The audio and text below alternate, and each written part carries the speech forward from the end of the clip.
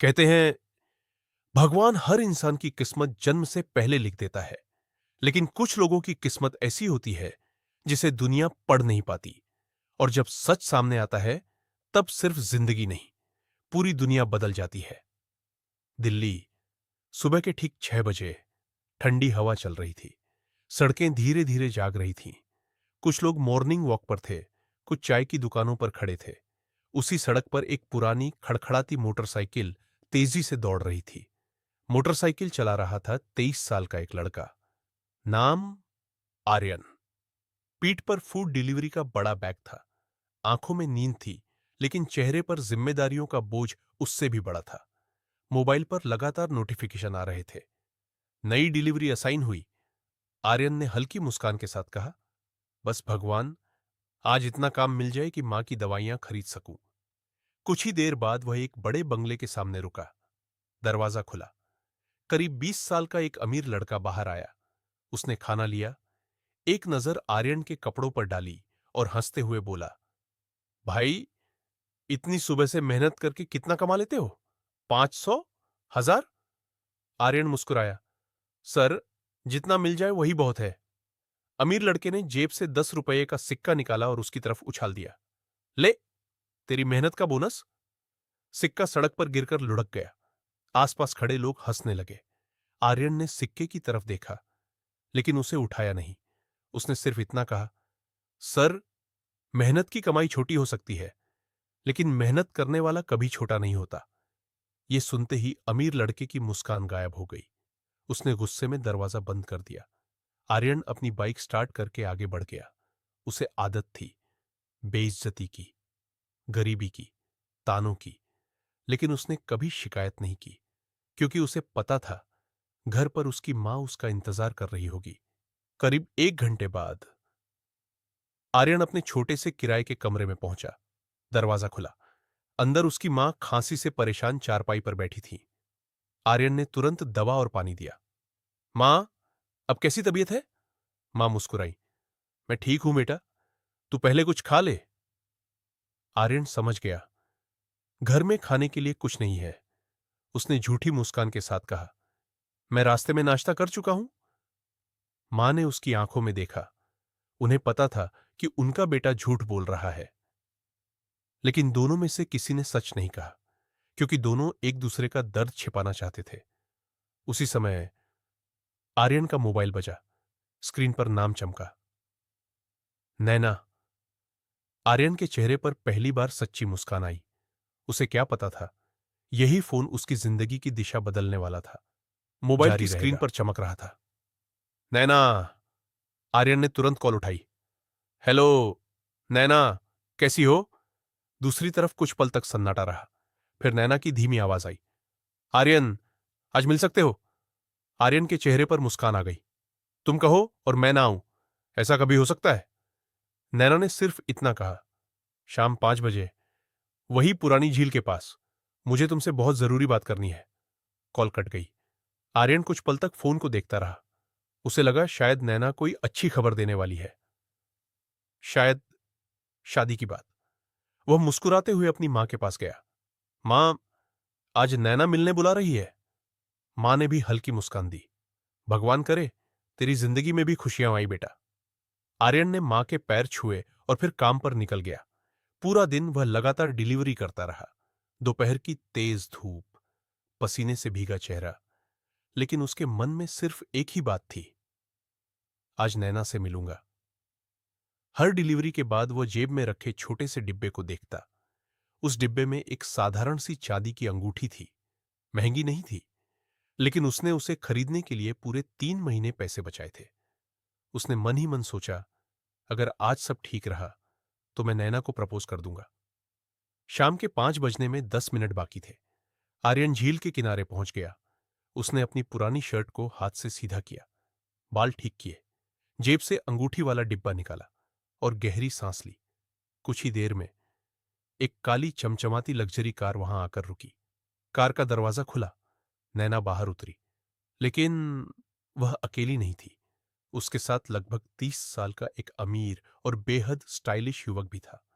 दोनों हंसते हुए आर्यन की तरफ बढ़े।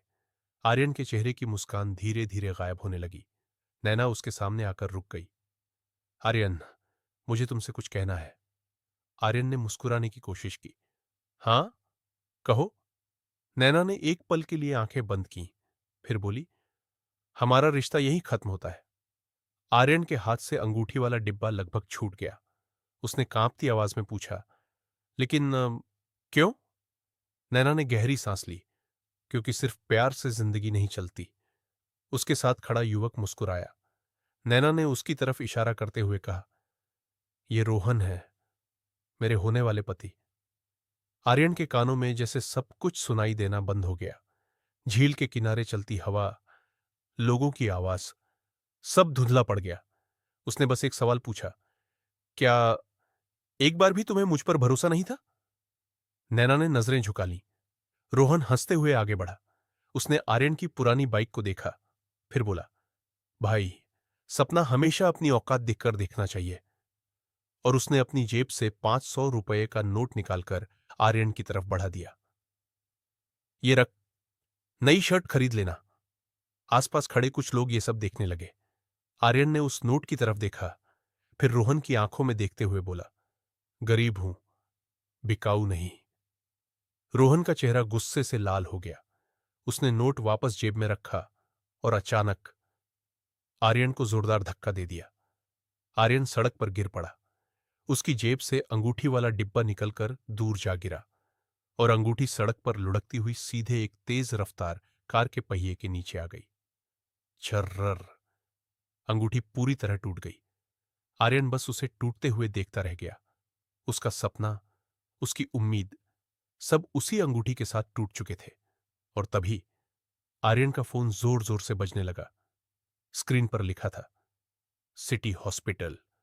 उसने कांपते हाथों से कॉल उठाई। दूसरी तरफ से घबराई हुई आवाज आई, क्या आप आर्यन बोल रहे हैं? जी, आपकी मां की तबीयत अचानक बहुत खराब हो गई है। अगर आप अगले आधे घंटे में अस्पताल नहीं पहुंचे तो बहुत देर हो सकती है। आर्यन के पैरों तले हाथ जमीन कांप रहे खिसक थे। गई। मोबाइल अभी भी उसके कान से लगा हुआ था। अस्पताल की नर्स की घबराई हुई आवाज लगातार सुनाई दे रही थी। हेलो, हेलो, क्या आप सुन रहे हैं? जल्दी आइए, आपकी मां की हालत बहुत गंभीर है। आर्यन के मुंह से बस एक शब्द निकला, मैं अभी पहुंच रहा हूं। कॉल कट गई। उसने एक बार नैना की तरफ देखा। नैना की आंखों में हल्का सा पछतावा था, लेकिन उसने कुछ नहीं कहा। रोहन मुस्कुराया और बोला, अब खड़े क्या हो, जाओ, शायद अभी भी कुछ बचा हो। आर्यन ने बिना जवाब दिए अपनी बाइक स्टार्ट की। इंजन पहली बार में नहीं चला। उसने फिर कोशिश की, दूसरी बार, तीसरी बार। आखिरकार बाइक स्टार्ट हुई और वह पूरी रफ्तार से अस्पताल की ओर निकल पड़ा। सड़क पर ट्रैफिक बढ़ चुका था। लाल बत्ती, लंबी लाइन, हॉर्न की आवाजें। लेकिन आर्यन के कानों में सिर्फ एक ही बात गूंज रही थी, अगर आप आधे घंटे में नहीं पहुंचे। उसने पहली बार भगवान से शिकायत की, मैंने किसी का बुरा नहीं किया, फिर मेरी मां के साथ ही ऐसा क्यों? उसकी आंखों से आंसू निकल आए, लेकिन उसने बाइक की रफ्तार कम नहीं की। करीब 15 मिनट बाद वह अस्पताल पहुंचा। बाइक वहीं छोड़कर भागता हुआ अंदर गया। आईसीयू के बाहर डॉक्टर खड़े थे। डॉक्टर, मेरी मां कैसी है? डॉक्टर ने गंभीर आवाज में कहा, हमें तुरंत ऑपरेशन करना होगा। कर दीजिए डॉक्टर, पूरी प्लीज। डॉक्टर ने एक फाइल उसकी ओर बढ़ा दी। पहले 5 लाख रुपए जमा करने होंगे। आर्यन जैसे पत्थर बन गया। 5 लाख? हां, बिना एडवांस के ऑपरेशन शुरू नहीं हो सकता। आर्यन ने हाथ जोड़ दिए। सर, मैं गरीब हूं, लेकिन मैं एक एक रुपया चुका दूंगा। मेरी मां को बचा लीजिए। डॉक्टर ने अफसोस से सिर झुका लिया। यह अस्पताल का नियम है। इतना कहकर वह अंदर चले गए। आर्यन वहीं फर्श पर बैठ गया। उसने जेब टटोली। एक पुराना बटुआ निकला। उसमें थे सिर्फ 842 रुपए। उसकी आंखों से आंसू लगातार बहने लगे। उसी समय आईसीयू का दरवाजा खुला। नर्स बाहर आई। अगर पैसे का इंतजाम नहीं हुआ तो हमें मरीज को सरकारी अस्पताल रेफर करना पड़ेगा। आर्यन जानता था, इतनी देर में शायद बहुत देर हो जाएगी। वह अस्पताल से बाहर निकला। बारिश शुरू हो चुकी थी। वह भीगता हुआ सड़क के किनारे खड़ा था। तभी एक काली बेहद आलीशान कार अस्पताल के सामने आकर रुकी। कार का दरवाजा खुला। करीब 70 साल का एक बुजुर्ग बाहर उतरा। सफेद बाल, महंगा सूट और चेहरे पर अजीब सा सुकून। उसके पीछे लगभग 10 बॉडीगार्ड थे। बुजुर्ग की नजर सीधे आर्यन पर पड़ी। उन्होंने कुछ सेकंड तक उसे ध्यान से देखा, फिर अपने साथ खड़े आदमी से धीमी आवाज में कहा, क्या यही है? उस आदमी ने टैबलेट में रखी एक पुरानी तस्वीर देखी, फिर आर्यन की तरफ देखा और धीरे से बोला, जी सर। चेहरे का मिलान लगभग 100% है। बुजुर्ग की आंखें नम हो गईं। उन्होंने बहुत धीमी आवाज में कहा, 20 साल का इंतजार शायद आज खत्म होने वाला है। लेकिन उन्होंने अभी आर्यन के पास जाने का फैसला नहीं किया। वह बस दूर खड़े होकर उसे देखते रहे। और उसी पल अस्पताल के अंदर से एक नर्स भागती हुई बाहर आई। उसने घबराकर चिल्लाया, आर्यन, जल्दी आइए, आपकी मां की सांसें बहुत तेजी से गिर रही हैं। आर्यन बिना कुछ सोचे अंदर की ओर भागा और बुजुर्ग ने अपनी मुट्ठी भींच ली। उनके होठों से सिर्फ एक वाक्य निकला, अब समय आ गया है युवा मालिक को सब सच बताने का। आईसीयू के बाहर पूरे अस्पताल में अफरा तफरी मची हुई थी। नर्सें एक के बाद एक अंदर जा रही थीं। मॉनिटर की बीप की आवाज लगातार तेज होती जा रही थी। आर्यन दरवाजे के बाहर खड़ा था। उसके हाथ जुड़े हुए थे। उसकी आंखें बंद थीं। वह पहली बार पूरी तरह टूट चुका था। उसने धीरे से कहा, भगवान, अगर मेरी मां को कुछ हो गया तो मेरे पास जीने की कोई वजह नहीं बचेगी। उसी समय डॉक्टर बाहर आए। उनके चेहरे पर गंभीरता साफ दिखाई दे रही थी। मिस्टर आर्यन। आर्यन तुरंत उनकी ओर भागा। डॉक्टर, मां ठीक है ना? डॉक्टर ने गहरी सांस ली। उनकी हालत बहुत नाजुक है। अगले 10 मिनट में ऑपरेशन शुरू नहीं हुआ तो हम उन्हें शायद नहीं बचा पाएंगे। आर्यन ने डॉक्टर का हाथ पकड़ लिया। सर, मैं आपके पैर पड़ता हूं, ऑपरेशन शुरू कर दीजिए, पैसे मैं दे दूंगा। डॉक्टर ने मजबूरी में अपना हाथ छुड़ाया। मैं आपकी तकलीफ समझता हूं, लेकिन अस्पताल के नियम मेरे हाथ बांध देते हैं। इतना कहकर डॉक्टर चले गए। आर्यन वहीं घुटनों के बल बैठ गया। उसकी आंखों से आंसू जमीन पर गिर रहे थे। उसी समय अस्पताल के मुख्य द्वार से वही बुजुर्ग अंदर आए। उनके साथ 10 से ज्यादा सुरक्षाकर्मी थे। रिसेप्शन पर बैठे लोग भी सम्मान में खड़े हो गए, लेकिन बुजुर्ग की नजर सिर्फ एक इंसान पर थी, आर्यन। उन्होंने अपने सबसे भरोसेमंद सहयोगी राघव से कहा, 20 साल पहले जब मैंने उसे आखिरी बार देखा था तब वह सिर्फ 3 साल का था। राघव ने धीमे स्वर में पूछा, सर, क्या अब इन्हें सब सच बता दें? बुजुर्ग ने सिर हिलाया, नहीं, अभी नहीं। लेकिन सर, अगर देर हो गई तो? बुजुर्ग की आंखें भर आईं।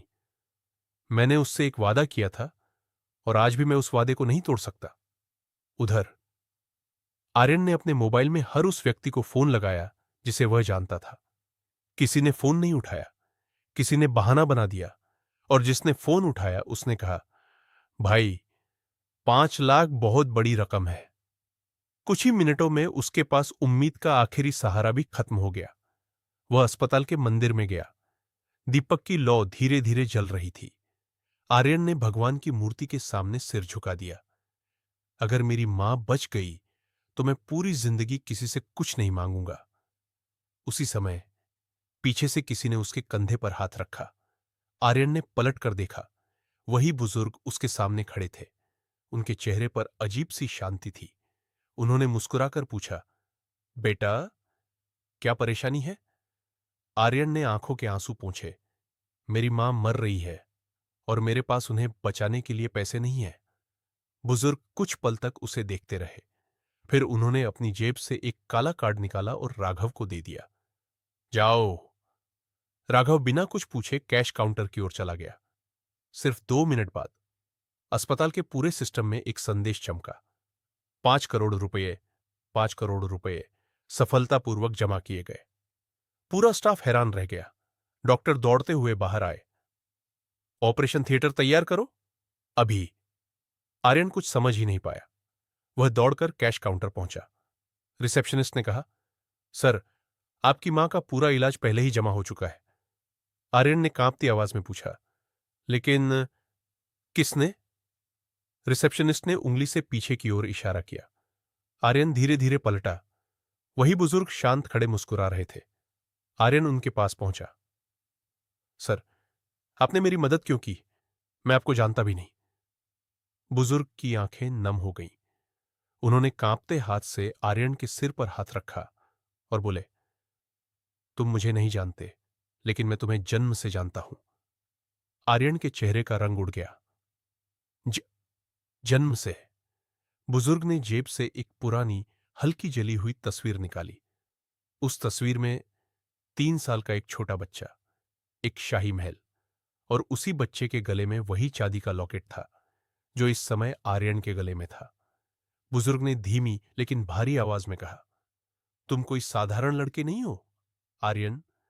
तुम उस साम्राज्य के आखिरी जिंदा वारिस हो जिसके लिए आज भी लोग जान लेने और जान देने को तैयार हैं। एपिसोड 1 समाप्त। इस अंत के बाद श्रोता के मन में कई सवाल होंगे। आर्यन का असली परिवार कौन है? वह साम्राज्य क्या है? उसे बचपन में क्यों छिपाया गया? उसके दुश्मन कौन है? और अब उसकी जिंदगी कैसे बदलने वाली है? अगर आपको यह कहानी पसंद आई हो तो कमेंट करके जरूर बताइए कि आपको इसका कौन सा हिस्सा सबसे ज्यादा अच्छा लगा। और अगर आप चाहते हैं कि अगला एपिसोड जल्द आए तो कमेंट में जरूर लिखें, एपिसोड 2 जल्दी लाओ। आपका हर कमेंट हमें इस कहानी को और भी बेहतर बनाने की प्रेरणा देता है। मिलते हैं अगले रोमांचक एपिसोड में।